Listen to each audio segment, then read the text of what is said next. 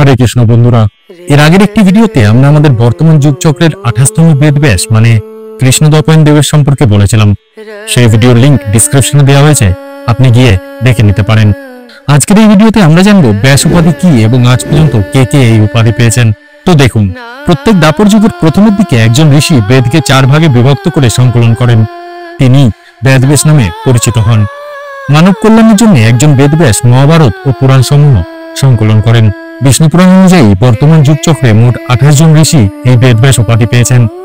তাদের নাম হচ্ছে ব্রহ্মা, প্রজাপতি, উষ্ণা, বৃহস্পতি, সবিতা, মৃত্যু, ইন্দ্র, বশিষ্ঠ, সারস্বত, ত্রিধমা, ত্রিবৃষা, ভরদ্বাজ, অন্তরিক্ষ, বপ্রি, ত্রজ্জারুণ, ধনঞ্জয়, মৃত্যুঞ্জয়, ঋণিজ্য, ভরদ্বাজ, গৌতম, পদক্ষেপ, প্রজাত্তা, রাজস্বভাব, তৃণবন্ধু, বাল্মীকি, শক্তি, পরাশর, চাতুকর্ণ ও কৃষ্ণদ্বৈপায়ন।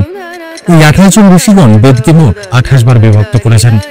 বিষ্ণু পুরাণে আরো বলা হয়েছে যে ভবিষ্যৎ দাপর যুগে দ্রোণের পুত্র অশ্বত্থামা পরবর্তী বেদব্যাস হবেন। যেমন প্রত্যেক দাপর যুগে একজন করে বেদব্যাস হন, ঠিক তেমনি প্রত্যেকটি মন্বন্তরে একজন করে মুনি জন্ম নেন।